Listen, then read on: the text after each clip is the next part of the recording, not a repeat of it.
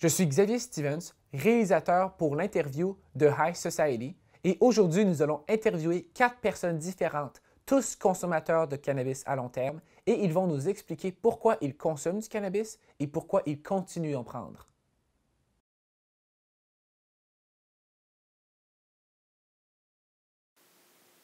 Consommes-tu du cannabis? À quelle fréquence? Ben, quand je peux. Puis, genre, ben oui, je consomme. Pas mal à chaque jour. Ça va dépendre plus. En fait, je calcule plus en termes de quantité que fréquence. Parce que pour moi, c'est quasiment rendu comme, mettons, t'es fatigué, tu vas prendre un petit café. Là, je suis un peu trop stressé, on va prendre une petite puff. Puis j'ai calcul plus tant, mais ouais, au moins une fois par jour. Ça peut arriver, I guess, des fois que j'en prends pas, mais tu sais, c'est pas calculé non plus, là. Juste, j'y vais au feel. Je dirais à peu près 1 à 2 fois par semaine. J'en prenais à tous les jours jusqu'à tout récemment. Tout récemment, j'ai complètement arrêté.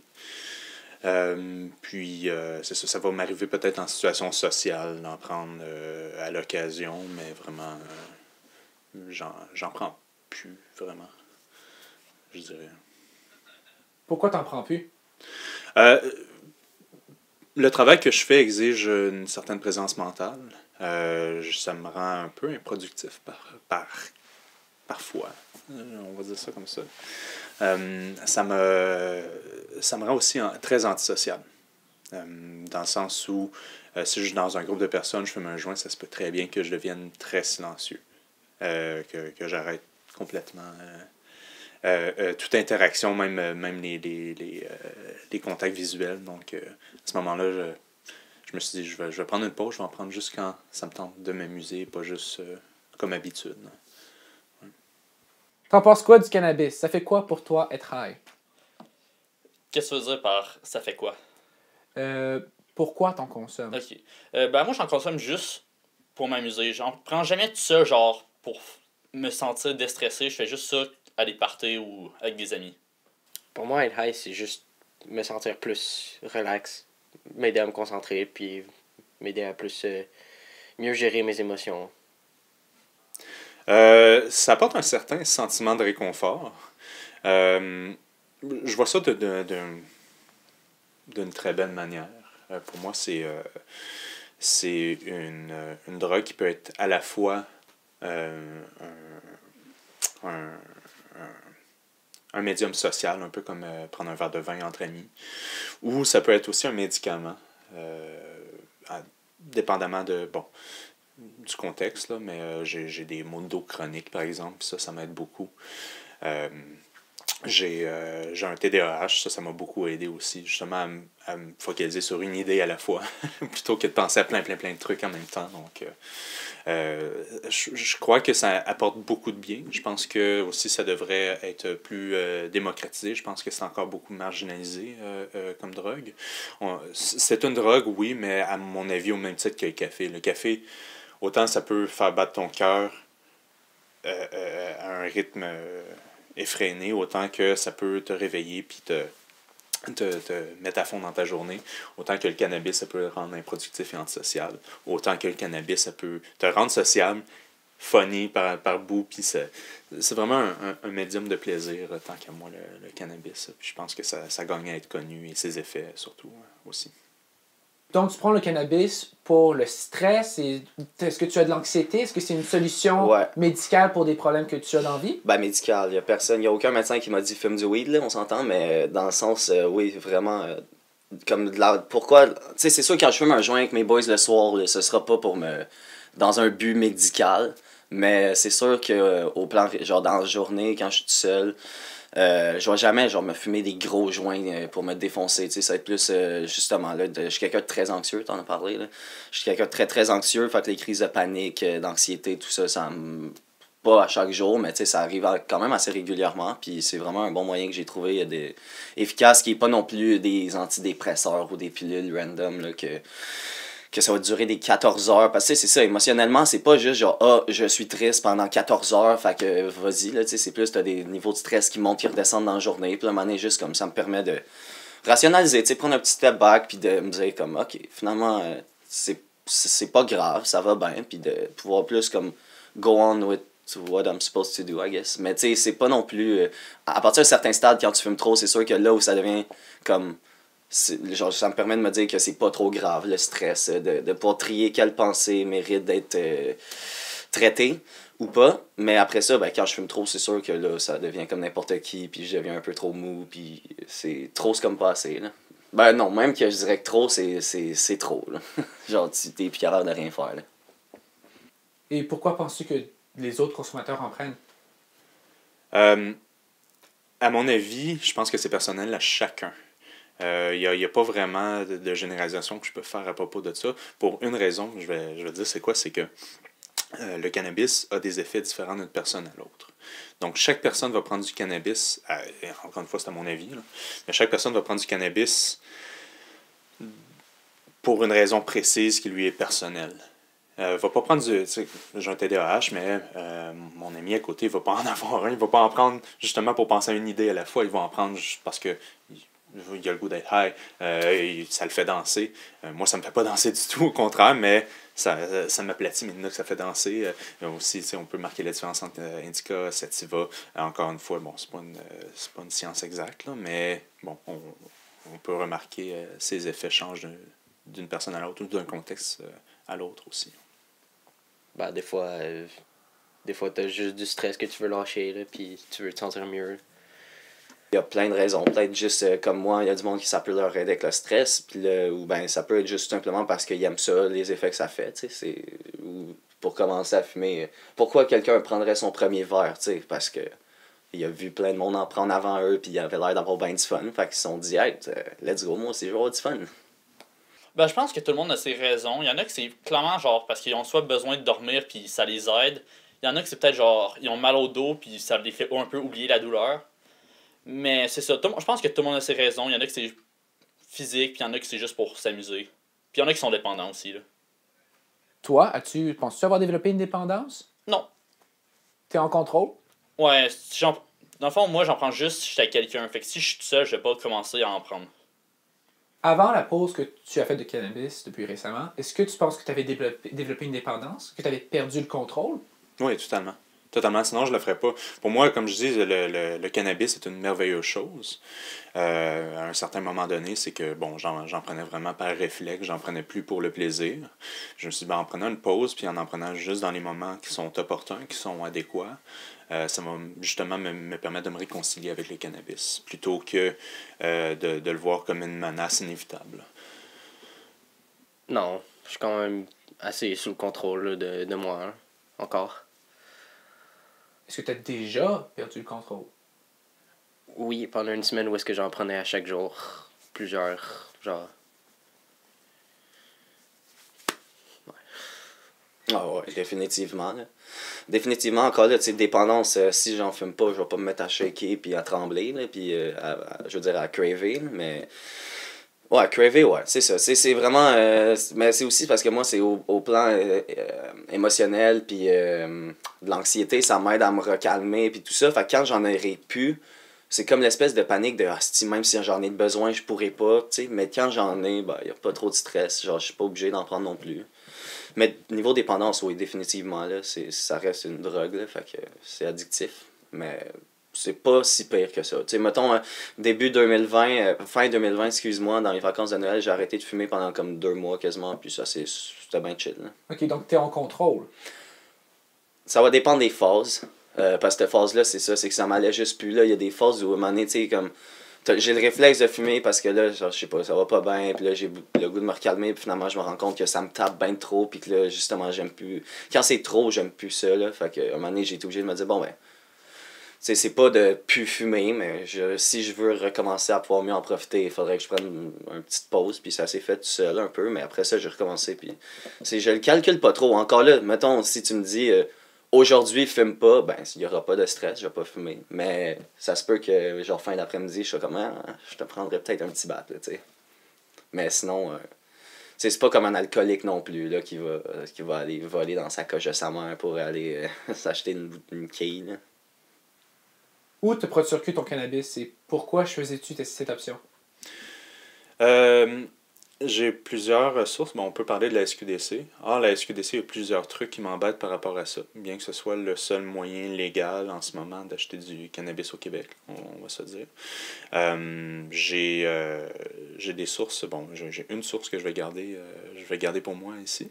Mais j'ai quelques amis qui peuvent m'en fournir, qui en vendent ou carrément qui en consomment, puis qui vont me dépanner une fois de temps en temps. Mettons que je m'en vais à un événement, puis je sais que les gens vont fumer là. Ben, ça va être mon présent. Donc, je dis, penses-tu que je peux t'acheter un joint, puis je le roule, puis je l'offre aux gens, un peu comme j'offrirais une bouteille de vin à des gens qui boivent pas. Hein. Puis, donc, c'est ça. Mais je pense aussi qu'encourager son ami ou son voisin qui vend du cannabis, c'est une meilleure chose, parce que souvent, c'est des gens, justement, pour eux, c'est une source de revenus. C'est des petits travailleurs qui travaillent fort pour ça. Puis j'aime bien les encourager, puis on se dira ce qu'on voudra, si ça doit être illégal. Je pense que d'encourager des petits, appelons-le commerçants, comme ça. T'sais, un père de famille qui fait ça pour nourrir son nouveau-né, ou je pense à un exemple en particulier, là, évidemment, ou quelqu'un qui justement n'est pas apte au travail, puis c'est le moyen qui s'est trouvé pour justement travailler puis voir des gens. Je pense que j'aime beaucoup mieux encourager ça que d'encourager une corporation qui a de la misère à fournir du stock la moitié du temps, qui va avoir des quantités limitées, des strains limités.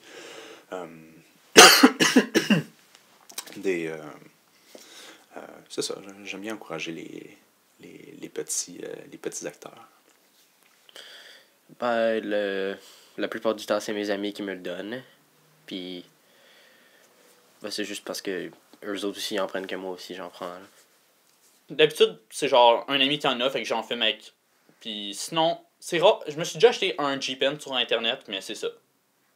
Un G-Pen, c'est un pen à wax. Donc, tu sais pas toujours d'où est-ce que ça provient? Non. Pas à la SQDC. Parce que, parce que j'étais mineur de la SQDC jusqu'à il y a pas longtemps. Mais surtout, même quand c'est sorti en 2018, quand c'est sorti la SQDC, quand ils ont ouvert les premières SQDC en 2018, c'était légal pour les majeurs de 18 ans et plus. J'ai été une couple de fois, mais ça c'est weird, mettons, genre, c'est ça, des fumeurs un peu plus casual qui vont à un party puis ils veulent s'acheter des joints, tu sais. Ben là, ça le fait, tu sais. En plus, déjà tes pré-roulés, puis la qualité assurée, c'est vraiment du bon weed en général, la SQDC. Mais c'est cher, puis c'est pas pratique. C'est ça, moi, j'achète plus en grosse quantité, un peu comme, surtout là, ces temps-ci, je m'achète des onces, des fois des 2, 3, même, dernière fois, je pense que j'ai acheté 4 onces, genre, mais tu sais, ça me t'offre 2 mois, là. Fait que j'ai mon gros pot, puis c'est ça. Après ça, c'est juste, je me grind un peu de weed, puis je vais fumer, je vais m'apporter ça. Je traîne jamais tout sur moi, évidemment. Fait que c'est sûr que, puis c'est aussi, j'ai des amis qui vendent. Fait que là, au fil des années, I guess, j'ai eu des meilleurs prix un peu aussi. Fait que c'est sûr que si j'achetais l'équivalent de ce que j'achète à SQDC, ça me coûterait au moins le double. Ceci dit, j'encourage pas non plus à acheter dans la rue, parce que c'est sûr qu'après ça, on sait pas sur quoi on peut tomber. Tout là, moi, ça, j'ai des réseaux de confiance avec des gens que je connais, puis même là, tu sais, c'est pas lui qui l'a fait pousser, là. Fait que... Mais tu sais, c'est pas non plus du crack, il peut avoir du fentanyl dedans. Fait que je me dis, au pire, ça sera pas un meilleur batch, mais c'est des choses qui arrivent. Tu sais, moi, j'achète pas non plus pour, wow, le gros boss de ma vie, là. Tu sais, genre, du weed, c'est du weed, puis ça m'a... C'est ça. Comment est-ce que ta consommation a influencé tes relations ou ton environnement? Je crois pas vraiment que ça a influencé mes relations autres que, ça va paraître un peu cliché, mais je me suis fait beaucoup plus d'amis en fumant du cannabis qu'avant que j'ai commencé à en fumer à mes 16 ans. Dans le sens où, d'un, c'est un sujet de conversation incroyable, sinon on ne serait pas ici d'ailleurs. Hein. C'est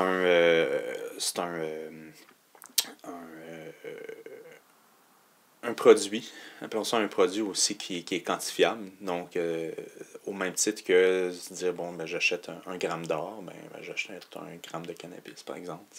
C'est quantifiable. Donc, mes relations se sont... Encore une fois, je trouve ça très cliché de le dire, mais mes relations sont améliorées dans le sens où ça a donné lieu à des rencontres. Ça a donné lieu à des discussions. Ça a même donné lieu aussi à des chicanes parfois. Puis ces chicanes-là, dans la mesure du possible, ça a permis de consolider les liens entre certaines personnes que je connaissais. Je pense pas que ça m'a éloigné de personne, justement, parce que personnellement, quand je fume du cannabis, ça me rend très peaceful. Pour pas bien parler français. Là. Donc, ça me rendrait très peaceful, très, très zen, très serein. Donc, ça me permet aussi de parler aux gens d'une manière qui est plus posée, moins excitée, moins... comme je disais tantôt, j'ai pas l'habitude des contextes sociaux. Donc, justement, quand je me mets à rencontrer des gens, là, ça part dans toutes les directions. Tandis que le cannabis, justement, ça me permet d'être plus relax, plus posé. Ben, je pense pas que ça allait influencer mes relations, mais je pense clairement que ça m'a aidé à avoir des nouvelles relations parce que, tu sais, chaque fois que tu fais de quoi de nouveau, tu vas avoir du nouveau monde que tu vas rencontrer avec. Fait que, tu sais, si tu commences à fumer à un party, ça se peut qu'il y ait du monde qui vienne fumer avec toi et que tu rencontres des nouvelles personnes. Mais sinon, je pense pas que ça ait négativement affecté des relations avec du monde. Est-ce que ta famille le sait? Oui. Ça les dérange pas? Ça les dérange pas. Ma mère m'en propose quand même assez souvent. Ben, quand je suis à Rouen, là. Non, influencé. Vraiment pas tant que ça en vrai parce que je suis le genre de gars que j'ai tout le temps mon petit pot de... C'est comme des petits pots de pilules que je remplis de weed grindé. Puis j'ai ma pipe. Fait que souvent, tu sais, je vais prendre une marche avec mon ami. Puis là, il me parle. Puis il se retourne. Je suis en train de me faire un petit hit. Mais il s'en rendait même pas compte. Puis...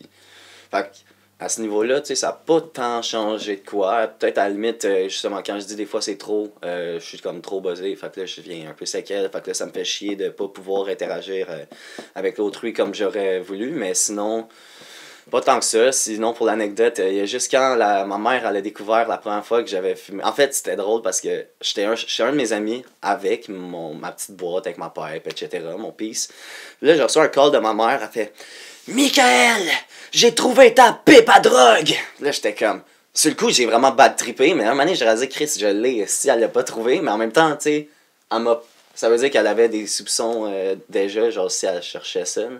Mais en fait, ce qui est arrivé, c'est que j'avais essayé un moment donné de me faire un bong artisanal. Ben, artisanal, c'est un bong dans une bouteille de plastique, comme une Buzzati quasiment, mais qu'on avait rempli un genre de surligneur vidé pour faire l'espèce de tige. En tout cas, ça avait pas marché, mais j'avais probablement laissé ça à l'abandon dans mon garde-robe. C'est ça qui était tombé là-dessus. En plus d'un paquet de mélatonine que mon ami avait oublié chez nous un moment donné après être couché chez nous. Mais c'était plein de mélatonine dans un petit ziploc. Genre, il n'y avait pas le pot. Fait que genre, elle trouve juste, genre, ce qu'elle pense être une pipe, puis plein de pilules random. Genre, fait que là, elle était comme, what the fuck, mon fils. Genre, j'avais 16 ans, tu sais.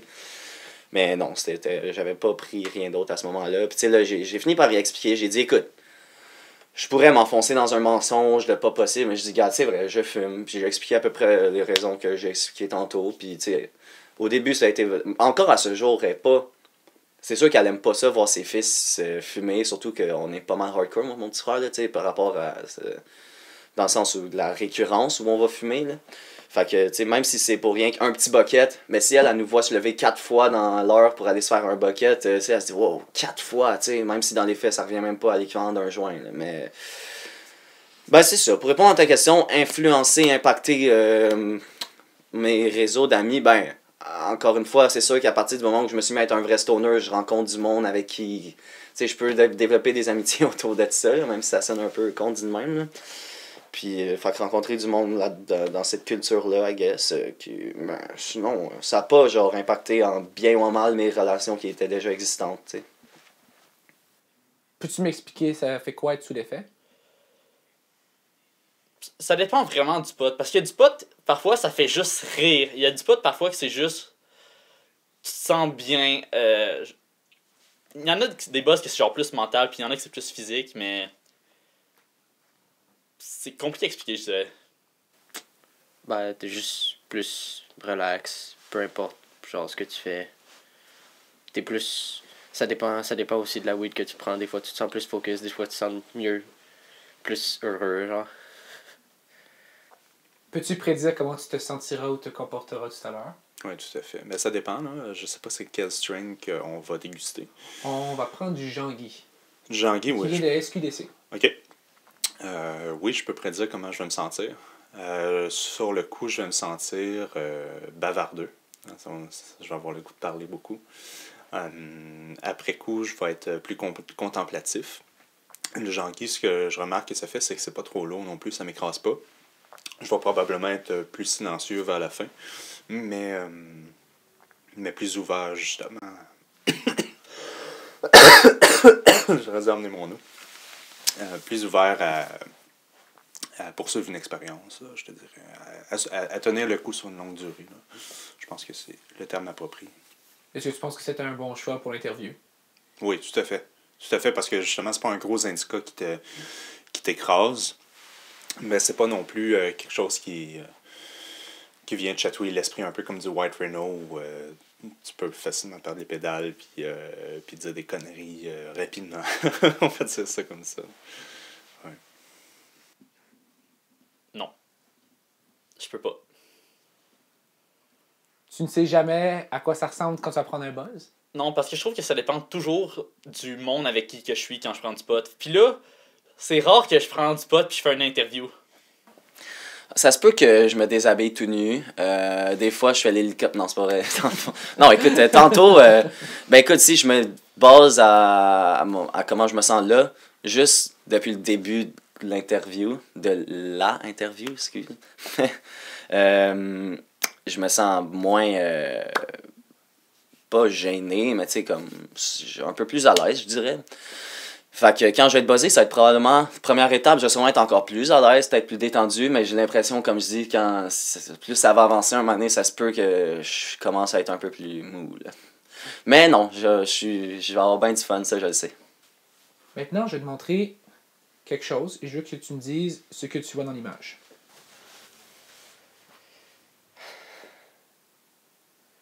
Je vois le bas d'un visage, genre. Un peu plus la zone du nez puis de la bouche, avec un menton au bout.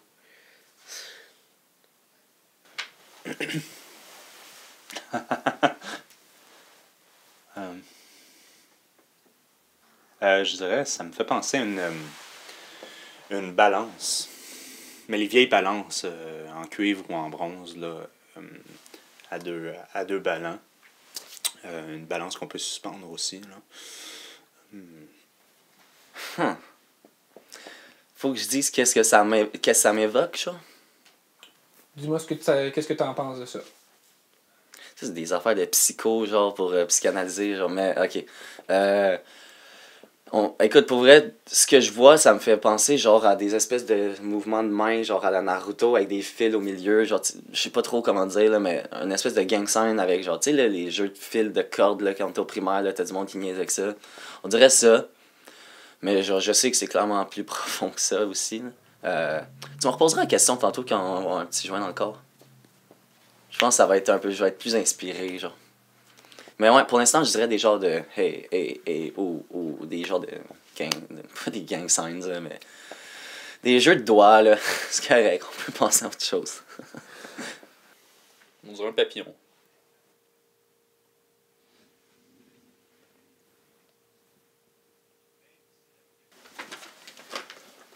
Prends une poignée. Attends une seconde. Toute une poignée. Une grosse poignée. Goûte-y un peu et dis-moi ce que t'en penses.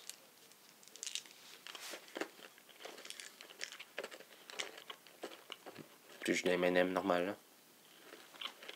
Pas goût pas différent de l'habitude. Ah, j'haïs ça de boire la pinette. C'est pas grave, j'en prends ma part. Fait que je Mange-le, dis-moi ce que t'en penses. Mais comme je dis, vu que j'ai horreur du beurre de pinot, je passe pas particulièrement un bon moment. Mais c'est des très bons M&M, là. Genre, niveau M&M game, ils sont sa coche, là.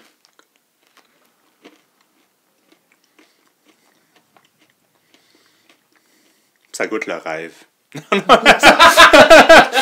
Non, ça goûte le chocolat industriel, mais pas le mauvais chocolat industriel, pas style caramilk. Ça rappelle des bons souvenirs.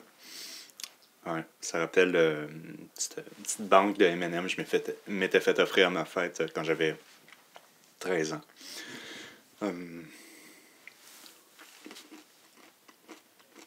C'est sucré, salé à la fois. Évidemment, l'arachide. Puis, c'est à mi-chemin entre le Reese et le Smartie. C'est mid. C'est pas très... C'est bon, mais... Ils ont l'air un peu vieux.